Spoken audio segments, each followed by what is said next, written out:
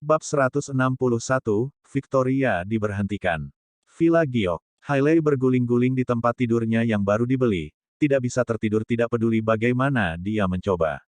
Karena itu, dia bangun dengan ekspresi frustrasi di wajahnya. Chaiden buru-buru duduk di sampingnya dan berkata dengan tenang, "Istriku sayang, ada apa?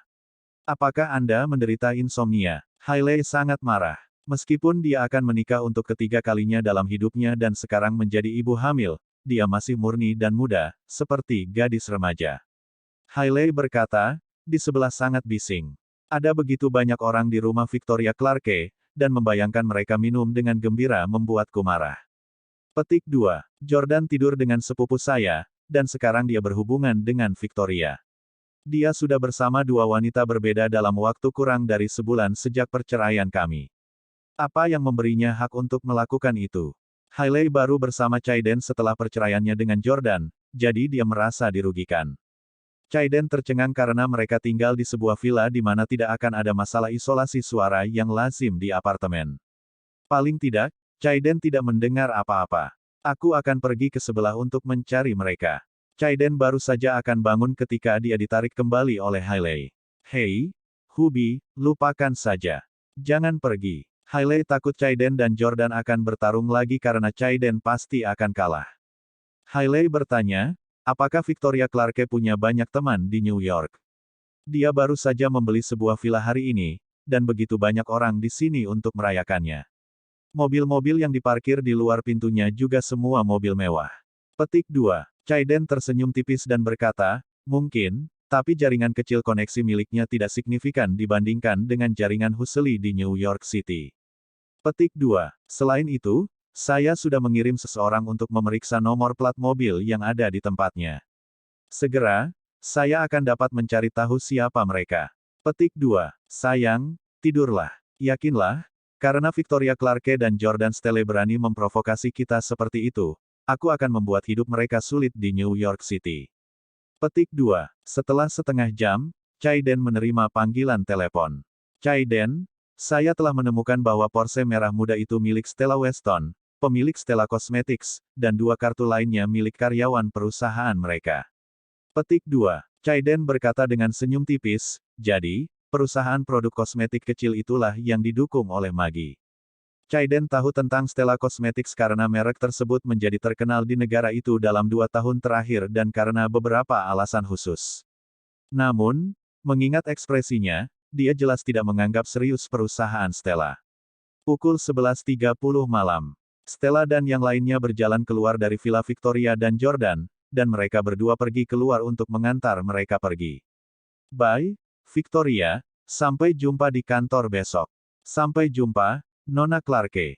Stella dan yang lainnya melambaikan tangan pada Victoria sebelum pergi dari Jade Villa. Namun, ketika mereka keluar dari villa, sebuah Mercedes-Benz G-Wagon memaksa Porsche Stella untuk berhenti. Siapa itu? Apakah kamu tahu cara mengemudi? Tanda tanya tanda seru petik 2. Karena dia minum alkohol, Stella sekarang duduk di kursi penumpang. Dia mengutuk pengemudi Mercedes-Benz G-Wagon. Pengemudi Mercedes-Benz G-Wagon perlahan menurunkan kaca jendela, memperlihatkan wajah mudanya yang tampan. Stella Weston, kan? Pullover di samping. Mari berbincang. Stella juga menganggapnya agak akrab. Selain itu, ada banyak dari mereka dan beberapa mobil.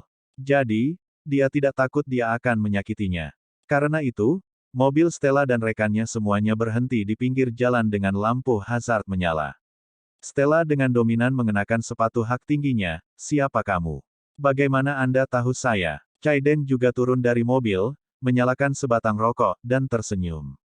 Saya Chaiden Hustley. Keluarga saya memiliki Breezy Express.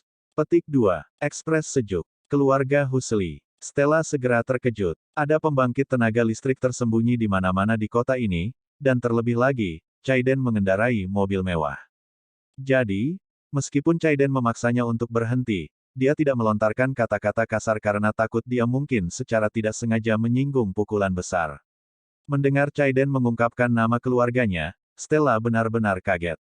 Semua pemilik bisnis di New York mengetahui keluarga miliarder, keluarga Hustley.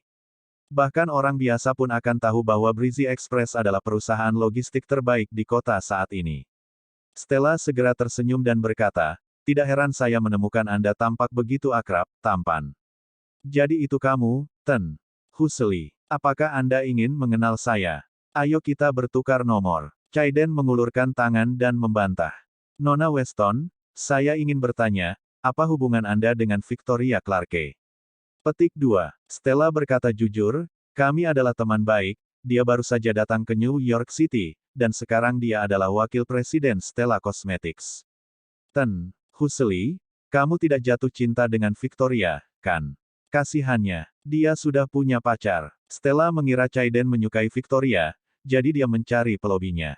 Bagaimanapun, Victoria memiliki temperamen yang hebat dan merupakan tipe ideal dari para pengusaha ini. Caiden berkata, saya benar-benar tidak menyukai wanita itu, Victoria Clarke, jadi saya harap Anda tidak mempekerjakannya. Petik 2. Tampaknya berada di tempat yang sulit, Stella berkata, bagaimana saya bisa melakukan itu? Dia sudah menjadi pemegang saham, dan akulah yang mengundangnya ke New York. Caiden berpunuk dengan dingin dan berkata, jika kamu tidak memecatnya, aku akan menggunakan kekuatan keluargaku untuk melawanmu. Apakah Anda pikir dengan kekuatan keluarga kami, perusahaan kosmetik kecil milik Anda ini masih bisa mendapatkan pijakan di New York City? Stella menggigit bibirnya. Tentu saja, dia tahu kekuatan keluarga Husli. Jika Husli ingin berurusan dengannya, dia tidak akan bisa mengalahkan mereka bahkan jika dia memiliki 10 Stella Cosmetics. Stella memandang Caiden dan bertanya, apakah Anda benar-benar anggota keluarga Husli? Dia tidak bisa memunggungi sahabatnya jika dia hanya orang acak yang muncul di jalan. Caiden tersenyum dan berkata, Maggie adalah juru bicara merek lipstik Anda, bukan? Biarkan aku menunjukkanmu sesuatu. Caiden mengeluarkan ponselnya dan menemukan foto grup di album tersembunyi. Dia kemudian menunjukkannya kepada Stella. Ketika Stella melihatnya, dia langsung terkejut. Itu adalah foto Caiden dan Maggie berciuman di sebuah hotel. Maggie adalah idola yang populer, dan foto itu akan menyebabkan Instagram mogok jika diekspos. Apakah kamu percaya sekarang? Caiden bertanya dengan senyum sinis. Iya, Stella tidak lagi berani meragukan identitas pria di depannya. Karena dia bisa tidur dengan seorang selebritas dan memiliki foto-fotonya yang belum terungkap, dia jelas merupakan keturunan kaya. Caiden telah tidur dengan banyak selebritas, dan Maggie hanyalah salah satunya. Keesokan harinya, Victoria dengan bersemangat pergi bekerja di perusahaan Stella. Itu adalah hari pertamanya bekerja di New York City, dan dia membawakan sarapan dan hadiah kecil untuk banyak rekannya. Setelah membagikannya, Victoria datang ke kantor Stella. Nona Weston, di mana kantor saya? Victoria bertanya sambil tersenyum. Yang mengejutkannya, Stella tetap diam di kursi untuk waktu yang lama dengan ekspresi pahit di wajahnya. Stella tiba-tiba mengembalikan kartu bank yang diberikan Victoria kemarin kepadanya. Dia berkata, Victoria, saya belum menyentuh uang ini, jadi ambil kembali. Petik 2. Victoria bingung. Mengapa? Apakah menurut Anda itu terlalu sedikit? Saya akan menginvestasikan 15 juta dolar kemudian. Bagaimanapun, saya memiliki kepercayaan pada perusahaan kami. Petik 2. Stella menghela nafas dan berkata dengan susah payah, maaf, Victoria, aku tidak bisa membiarkanmu bekerja di perusahaanku lagi. Bab 162, Keputusasaan Victoria. Kegembiraan Victoria langsung sirna. Dia awalnya berpikir bahwa hari ini akan menjadi awal dari segalanya yang baik, tetapi dia tidak berharap untuk diberhentikan pada hari pertamanya di perusahaan baru. Stella memandang Victoria dengan ekspresi bersalah dan bertanya, Victoria, apakah kamu menyinggung keluarga Husli? Stella sibuk dengan perusahaan kosmetiknya, jadi dia sebelumnya tidak tahu pasti tentang kesulitan Victoria di S Corporation. Victoria langsung mengerti apa yang sedang terjadi. Ternyata itu perbuatan Caiden. Maaf, Victoria, saya tidak bisa menahannya. Tidak mungkin kompi kecil kita ini bisa mengalahkan Husli. Petik 2. Stella meminta maaf kepada Victoria dengan rasa bersalah. Victoria tersenyum dan berkata, tidak apa-apa, Stella, aku tidak menyalahkanmu. Jika aku jadi kamu, aku mungkin akan melakukan hal yang sama. Petik 2. Aku akan pergi kalau begitu. Mari kita minum teh sore bersama di lain waktu. Petik 2. Victoria mempertahankan sopan santunnya dan bangkit untuk pergi. Setelah meninggalkan gedung dan kembali ke mobilnya, Victoria tidak sempat merajuk dalam kesedihan dan segera mengangkat ponselnya untuk menelepon. Setelah menorehkan karir sendirian di dunia bisnis selama 7 tahun, ditambah dengan fakta bahwa dia telah naik ke posisi presiden perusahaan yang terdaftar, dia secara alami memiliki banyak kontak. Faktanya, Stella Cosmetics sama sekali bukan perusahaan terbaik tempat dia bekerja. Dia hanya memilih bekerja di sana karena dia dekat dengan Stella. Beberapa perusahaan literatur online, perusahaan platform musik, perusahaan film, dan perusahaan konten video mengundang Victoria untuk bergabung dengan mereka. Jones, Anda mengatakan sebelumnya bahwa jika saya datang ke New York City, Anda akan memberi saya peran sebagai wakil presiden. Apakah itu masih berdiri sekarang? Petik 2. Ya, saya sudah di New York City. Kapan kamu bebas? Aku akan datang dan mengobrol denganmu, oke. Victoria pertama kali menelepon perusahaan video online terdaftar bernama Jenny. Namun, dalam 2 tahun terakhir, perusahaan mengalami kerugian finansial. Tahun lalu, kehilangan hampir $2 miliar. Dengan hanya 2 atau 3 situs web video yang tersisa di pasar, dan meningkatnya harga keanggotaan perusahaan lain, Victoria tahu bahwa menghasilkan keuntungan hanyalah masalah waktu. Prospek masa depan perusahaan ini sangat baik. Sesampainya di gedung Innovation Center tempat perusahaan itu berada, CEO perusahaan, Linus Jones, secara pribadi menerima Victoria di ruang resepsi kantor. Sejak terakhir kali kita berpisah, aku sudah tak sabar untuk bertemu denganmu lagi, Nona Clarke. Serius, aku bahkan memimpikanmu tadi malam. Siapa yang tahu bahwa Anda secara tidak sengaja menghubungi saya pagi ini cerah dan meminta untuk bekerja di perusahaan saya. Haha, bukankah menurutmu itu takdir? Petik 2. Victoria dan Linus sebelumnya makan malam di Orlando, yang juga merupakan tempat mereka saling mengenal. Karena aura unik Victoria dan bakatnya untuk membujuk para taipan itu, Linus menyukai Victoria setelah mereka bertemu satu sama lain. Victoria tersenyum dan berkata, siapa bilang bukan?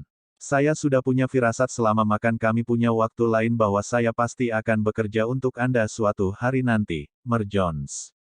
Haha, tentu saja, tentu. Baik, Linus tersenyum senang. Dengan seorang wakil presiden yang cantik seperti Victoria, dia pasti akan menikmati pekerjaan setiap hari. Victoria, kamu dulu bekerja di S Corporation, yang sama sekali tidak ada hubungannya dengan teknologi internet. Saya harus menguji pengetahuan Anda di situs web video. Petik 2. Linus secara alami tidak akan memilih orang sembarangan untuk memegang posisi penting di perusahaan. Dia juga tidak akan bisa meyakinkan sebagian besar karyawan lainnya. Victoria secara alami lebih dari sekadar wajah cantik. Dia memiliki pemahaman menyeluruh tentang banyak industri, terutama perusahaan internet. Selama 7 tahun terakhir, dia telah belajar banyak ketika sering makan dengan bos besar industri ini. Setelah mengobrol lama, Linus berseru kagum, tidak ada orang yang secantik dan sehebat dirimu di seluruh kota ini. Selamat datang di kapal. Saya akan segera mengadakan rapat dewan untuk mengumumkan masalah ini. Petik 2. Terima kasih, Tuan Jones. Namun, yang mengejutkannya, seorang pria parubaya mengetuk pintu pada saat ini. Dia membisikkan sesuatu ke telinga Linus setelah masuk. Setelah mendengar kata-katanya, kegembiraan Linus langsung lenyap. Linus meminta pria parubaya itu keluar dan kemudian menyalakan sebatang rokok.